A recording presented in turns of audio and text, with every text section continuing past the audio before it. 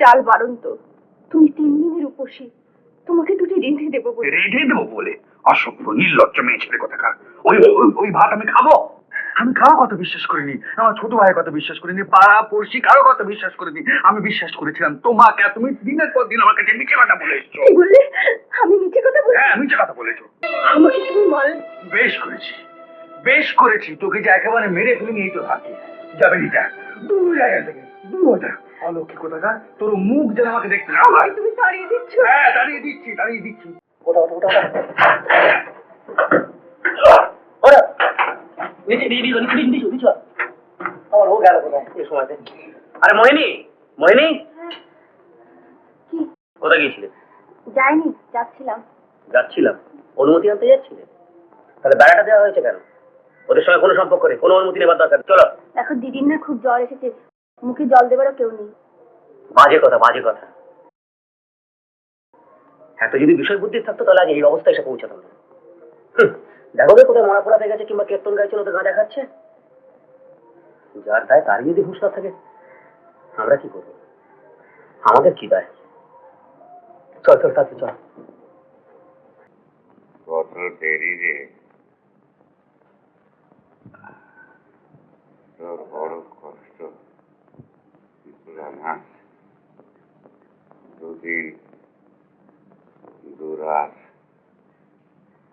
ঘুম নেই, খাওয়া নেই। মতি, হ্যাঁ, এই যে দা ঠাকুর ধরো, একটু চাঙ্গা হয় না, নইলে শরীর বইবে না। যখন শিষ্যবাড়ি না হলো নি না।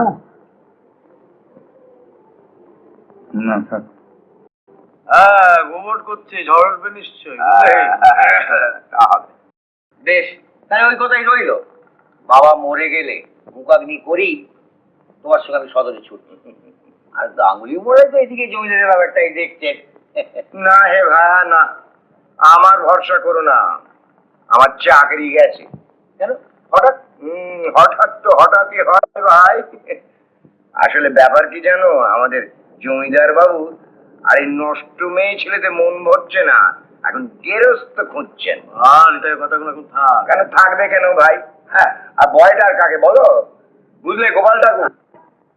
আমাদের জমিদার রাজেন বাবু নীলুর বউ বিরাজের সঙ্গে ওঠে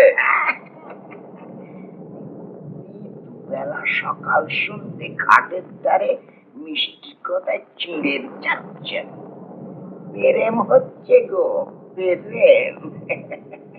তবে কোনো দাঙ্গা হাঙ্গামা নেই, খালি টং টং টং টং টং টং টাকার খেলা। নীলু বোঝে না?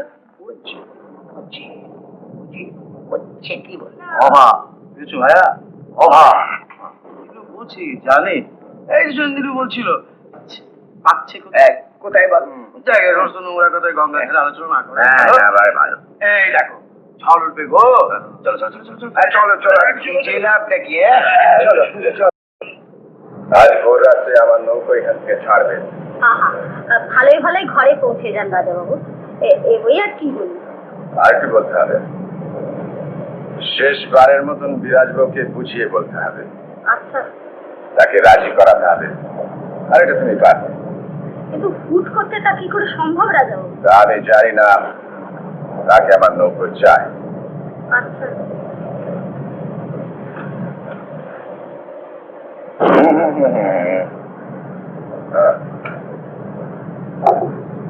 একা গেলে চলবে না। এখন থেকে ভোর রাত পর্যন্ত তোমার সঙ্গে আমার দুজন সেবাই থাকবে। তুমি সেখানে যাও কি না যাও, সবকিছু তারা নজর রাখবে। আর যদি কাজ হাসিল করতে পারো তাহলে বকশিস, আর না পারলে আমার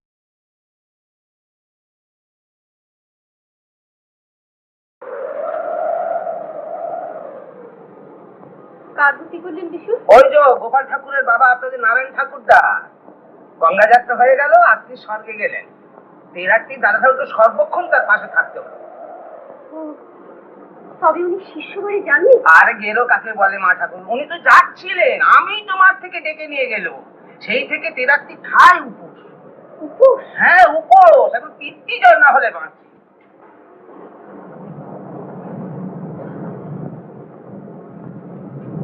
মোহিনী, মোহিনী,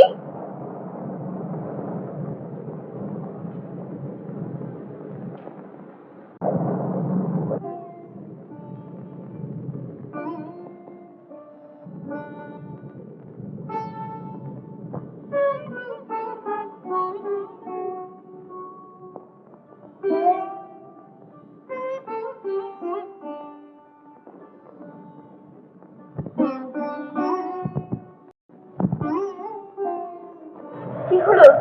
দে। আমাদের কপালই না, কারখানা বন্ধ, তাই তাদের ছাত্রের গরজ নেই। আমার সব ছাত্র আমার ঘরে পড়ে আছে, কিন্তু এই চালগুলোকে দেবো কি করে? আর কত বাড়ার তাড়াতাড়ি চাকরি ফুটিয়ে দিতে হবে। 3 দিন উপোস করে দিচ্ছি বটে, কিন্তু এই চাল তো আমার খেতে পারবে না।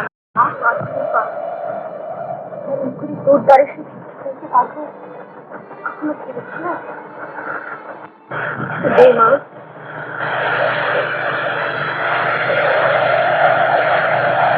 আর 3 দিন ধরে জ্বর, আমি আর দাঁড়াতে পারছি না। চলো মা, এগিয়ে দিয়ে আসি। আমি একাই দেবো।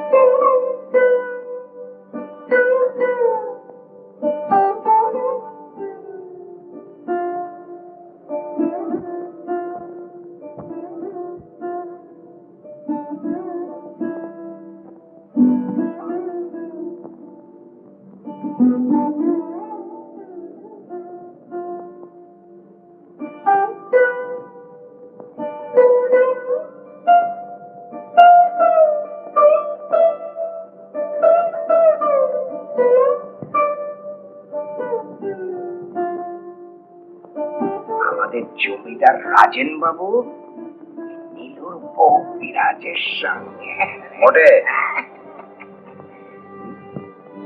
বেলা সকাল শুনতে ঘাটের ধারে মিষ্টি কথা চুড়ে যাচ্ছেন। প্রেম হচ্ছে গো, প্রেম। তবে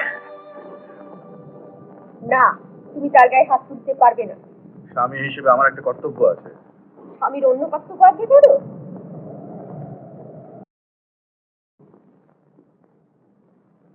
বিরাজ, ডাকছি যে কথাটা কানে গেল না বুঝি?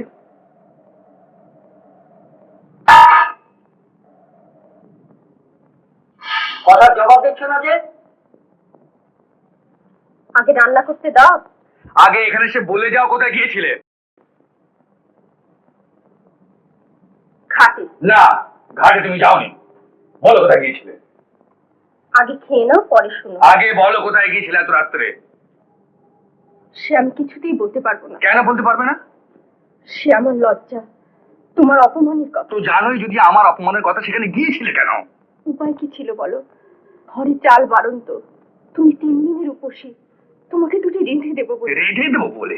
অসভ্য নির্লজ্জ মেয়ে ছেলে কোথাকার। ওই ওই ভাত আমি খাবো? কি বললি? ওই ভাত তুমি খাবে না? তোর হাতে ছোঁয়া জল পর্যন্ত আমি খাবো না।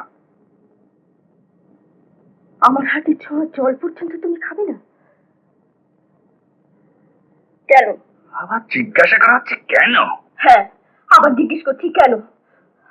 আমি তো নিজের জন্য যাইনি, তুমি অক্ষম, তুমি সংসার চালাতে পারো না, তাই বাধ্য হয়ে গিয়েছিলাম।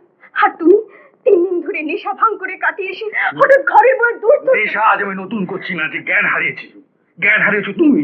আমি কারো কথা বিশ্বাস করিনি, আমার ছোট ভাইয়ের কথা বিশ্বাস করিনি, পাড়া পড়শি কারো কথা বিশ্বাস করিনি। আমি বিশ্বাস করেছিলাম তোমাকে, আর তুমি দিনের পর দিন আমার কাছে মিছে কথা বলে এসছো। কি বললে? আমি মিছে কথা বলি? হ্যাঁ, মিছে কথা বলেছো। আর আর তুমি তুমি মিছে কথা বলো না? সাধু পুরুষ শিষ্য বাড়ি যাবার নাম করে রোগা স্ত্রীকে একলা ফেলে রেখে 3 দিন ধরে কাঁধে খাচ্ছিলে, তার বেলা দোষ হয় না? আর আমি সংসারের জন্য কোথাও হাত পাতলে অমনি তোমার স্বামীর মর্যাদায় খা লাগে। নেশা করে ছোট লোক মিথ্যে বাবু।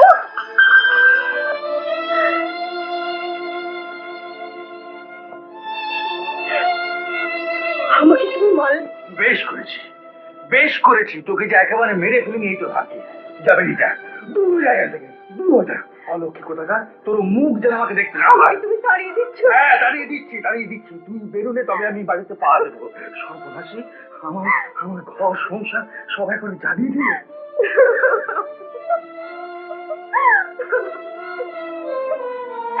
আমাকে তুমি তাড়িয়ে দিচ্ছ, আমার মুখ তুমি দেখবে না। আমি চলে গেলে তবে তুমি ঘরে ঢুকবে।